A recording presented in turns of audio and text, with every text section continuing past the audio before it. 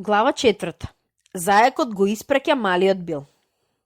Тоа беше пак белиот зајак, што полека се враќаше подскокнувајќи, притоа се згледуваше загрижено околу себе, како да беше загубил нешто, и таа пак го чу како се мрмори нешто за себе. Војводката, ах, моите драги раце, моето крзно и мојата брада, таа ќе нареди да ме погубат, онака сигурно како што замката е замка, така ли сум ги испуштил, се прашувам. Алиса веднаш погоди дека тој ги бараше ладалото и чифтот бели јаречки на раквици, па почна со мощна драга волја да трага по нив, но не можеше никаде да ги види. Изгледаше како се да се беше променило од незиното пливање во барата, а големата сала заедно со стаклената маса и малата врата како да беа пропаднале сосема в земја. Набргу зајакот ја забележа Алиса, додека таа продолжуваше да трага наоколу и се извика на неа налутено. Еј ти, Маријана, што правиш тука? Отраче веднаш дома и донеси ми еден чиф на раквици и едно ладало. Бргу, веднаш!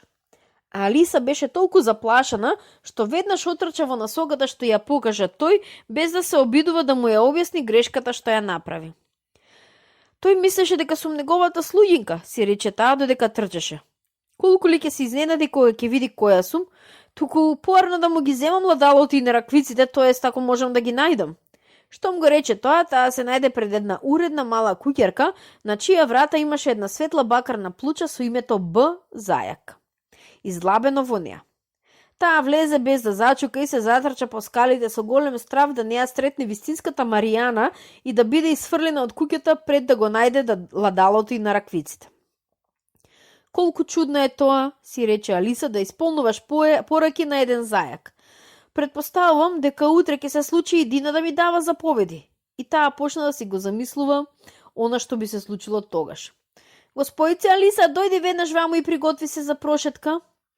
Доаѓам веднаш, даделко, но морам да внимавам на оваа глувчина дупка додека не се врати Дина, за да видам кога ќе излезе глувчето. Само не верувам, продолжуваше Алиса, дека тие ќе ја држат Дина в куќи ако таа почне да им наредува на луѓето. Во ова време таа веќе си го пронашла патот до една соредена малечка соба со една маса до прозорецот и на неа, како што се надеваше, ладало и 2 или 3 чифта малечки бели на раквици од јаречка кожа. Го зеде ладалото и еден чифт на раквиците и кога се готвеше да излезе од собата, погледот и падна на едно шише што стоеше до огледалото. Овој пат на него немаше етикета со зборовите испиме, но сепак таа му извади тапата и го стави на усните. Знам сигурно дека се случи нешто интересно, си рече. Ако изедам или испијам се што ми доаѓа при рака, баш да видам што ли ќе направи ова шиша. Се надевам дека тоа пак ќе ме порасне голема, зашто сум веќе заситена од тоа да бидам вакво ситно малечко суштество. Навистина, така и стана. Многу бргу откако што очекуваше пред да испие и половина од шишето, таа се најде со главата спрти таванот и требаше да се свитка за да не ѝ се скрши вратот. Таа веднаш го стави шишето настрана, велејќи си. Доста е, се надевам дека веќе нема да растам и онака не ќе можам да излезам низ вратата. Не требаше да испијам толку многу. Но, ужас, беше премногу доцна. Таа продолжи да расте се повеќе и повеќе и набрагу беше принудена да клекне на подот и во следниот момент немаше веќе место ни за тоа и се обиде да легне со едниот лакот подпрен врз вратата, а со другата рака свиткана околу главата. И пак продолжуваше да расте и како последен излез таа ја извади едната рака низ прозорецот, а едната нога горе по оджакот и си рече: а сега не можам ништо веќе, па што и да се случи, што ли ќе стане со мене? За среќа малото волшебно шише си го беше свршило своето и таа не растеше веќе. Сепак и беше мошне неудобно и бидејќи немаше речиси никакви изгледи да излезе одново од собата, не беше воопшто чудно што се почувствува несрекна. Многу попријатно ми беше дома, помисли кутрата Алиса, а не вака непрестано да растеш и да се смалуваш и да добиваш заповеди од глувчиња и зајаци. Речи си подобро и да не слегува во таа зајачка дупка, а сепак тоа е некако интересно, знаете, да водиш ваков живот. Се чудам што ли се би можело да се случи. Кога еднаш ги читав бајките, си замислував дека такви работи никогаш не се случуваат, а еве, сега сум токму во нив. А кога ќе пораснам и самата ќе напишам, туку јас сум и сега порасната, додаде таа жалдо. Добро, барем што овде нема веќе место да се расте уште. Но тогаш, помисли Алиса, зарем никогаш нема да станам постар од колку што сум сега. Тоа навистина ќе биде утеха од една страна, никогаш да не бидеш стара баба, но од друга страна секогаш да имаш уроци за учење. Ах, не го сакам тоа. Еј, ти будаличка Алиса, си одговори потем. Како можеш да учиш овде, подва има место за тебе, а не пак ушти за учебници. И така таа продолжи, прашувајќи се, одговорајќи си самата на себе и правејќи си од тоа цел разговор. Но по неколку секунди чу некој глас од надвор и престана со разговорот за да може да слуша. Маријана, Маријана, викаше гласот, донеси ми ги веднаш на раквиците. Потем се чу некое малото потење на нозе по скалите.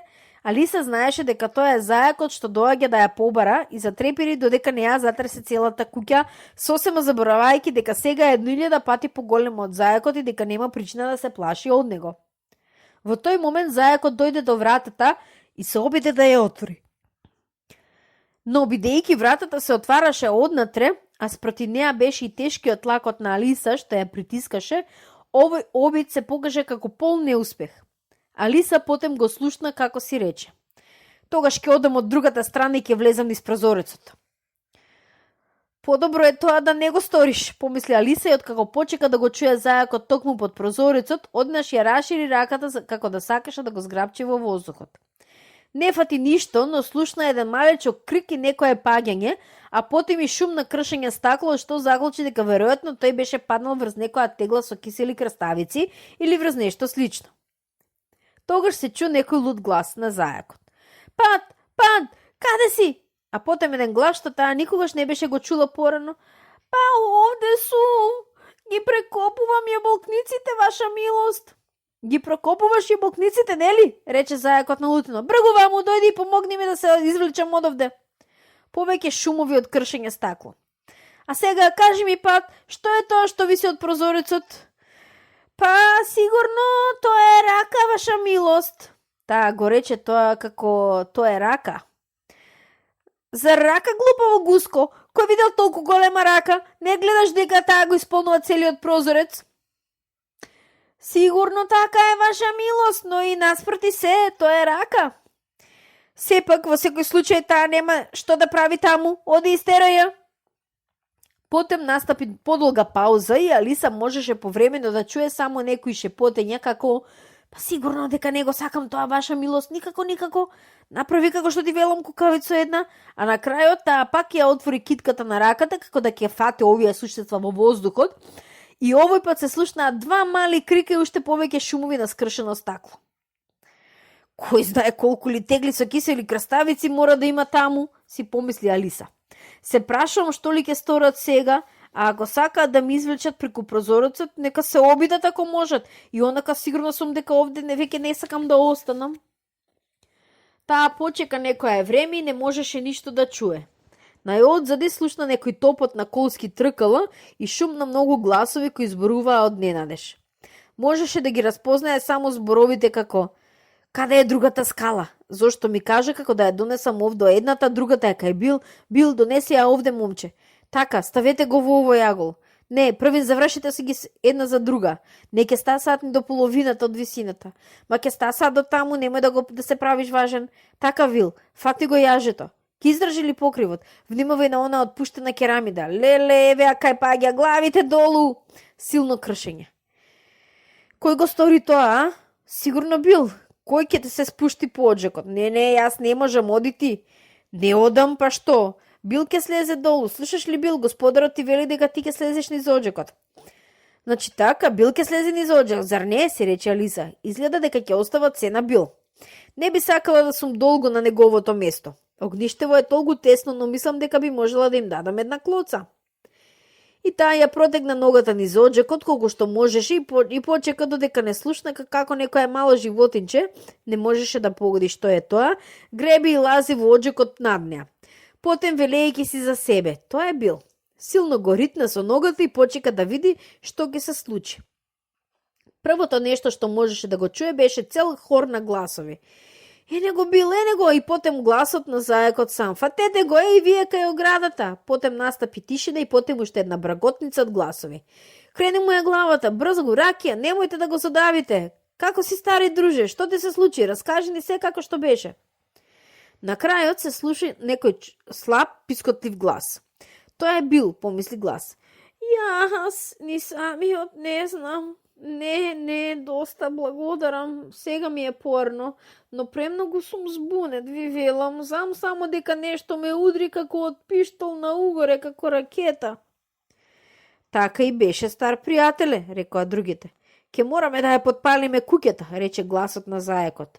А Алиса на тоа се извика колку што ја држеше грло. Ако го сториш тоа, ќе ти ја испратам Дина, да знаеш. Веднаш настапи мртва тишина и Алиса си помисли. Кој знае што ли ќе направат сега?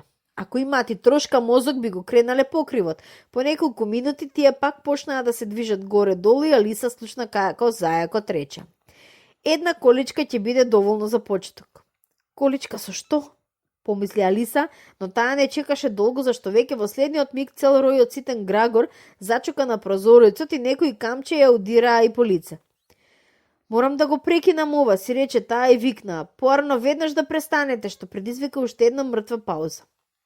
Алиса забележа со изненадување дека камчињата се претворија во мали колачиња, што сега лежат растурени по подот и во главата и светна една мисла. Ако изедам едно од овие колачиња, си помисли сигурно дека тоа некако ќе повлијае на мојата големина. Бидејќи не може да ме направи поголема, ќе мора да ме направи помала, зар не? И така таа проголта едно колаче и беше многу задоволна кога види дека почна веднаш да се намалува. Што му стана достатно малечка за да излезе низ вратата, таа излезе од куќата и се најде пред една цела толпа од мали животинки и птици што чекаа надвор. Во средината беше кутриот малечок гуштер Бил, што го придржуваа две морски прасиња и му даваа нешто од едно шише. Сите тие се втурнаа ко Алиса во моментов која се појави, но таа побегна колку што ја држеа нозите и набргу се најде сигурно во некаква густа шума. Првото нешто што морам да го сторам, се рече Алиса додека лутеше по шумата, е пак да порасам до мојот вистински раст, а потем да го пронедам патот до онаа прекрасна градинка. Мислам дека тоа ќе биде најдобриот план. Нема сомневање дека тоа беше одлично испланирано, лесно и просто. Единствената тешкотија беше во тоа што таа не можеше да смисли како ќе го изведе тоа. И додека ѕиркаше загрижено низ дрвјата, некое мало остро лање токму над главата ја натера веднаш да го крене погледнот нагоре. Едно огромно кутре гледаше надолу кон неа со големите тракалести очи, испружувајќи ја помалку својата шепа да ја допре. Кутрото малечко, му рече таа мазно и се обиде да му свирне, но за цело време всушност беше уплашена од помислата дека можеби е гладно и во случај можне беше веројатно дека може да ја изеде и покрај тоа што таа сакаше да го гали. Без да знае што прави, таа зеде едно стапче и му го подаде на кутрето. При тоа кутрето скокна во воздухот однаш со сите 4 нозе задоволно, лаејќи и се втурна кон стапчето верувајќи дека ќе може да го изеде. Тогаш Алиса итро скокна зад една голема боцка за да не ја прегази, но штом се појави на другата страна, кутрето пак се втурна кон стапчето и сакајќи да го зграбчи, се преврате преку глава. Потем Алиса, мислејќи дека изгледа ке треба да ја прифати играта со овој запрежен коњ, кој што секој момент може да ја згази под копитата, отрча уште еднаш околу боцката. Потем кутрето почна цела серија куси напади на стапчето со многу долги залетувања, лаејќи за сипното за цело време. Додека на крајот не седа малку подалеку, збивајќи со јазикот надвор и наполу, заклопувајќи ги очињата. На Алиса тоа и беше добра шанса да побегне и веднаш ја летна трчкајќи, се дури сосема не се умори и не го изгуби здивот. И се дури лаежот на кутрето не се изгуби во далечината.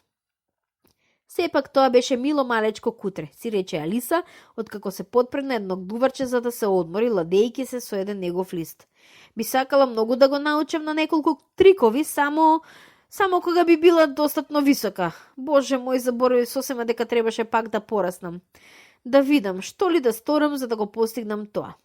Предпоставувам дека би можела нешто да изедам или да испијам, но прашањето е што? Големо прашање беше на вистина тоа што? Алиса погледа околу себе во цветовите и тревките, што не можеше да види нешто што би можело да се изеде или испие при вакви околности. До неа имаше една голема печерка, приближно висока колку што беше и таа. И откако таа погледна под неа, од двете страни и зад неа во главата и светна дека сето тоа би можело да го погледне и што се наоѓа и над неа од озгора. Таа се подкрена на прсти и дзирна за дработ на главата од печурката и тогаш очите се сретнаа одненадеж со една голема сина гасеница, што седеше на врвот со скрстени раце мирно, пушејќи од еден долг чибук и не забележувајќи ја неа, ниту пак нешто друго околу себе.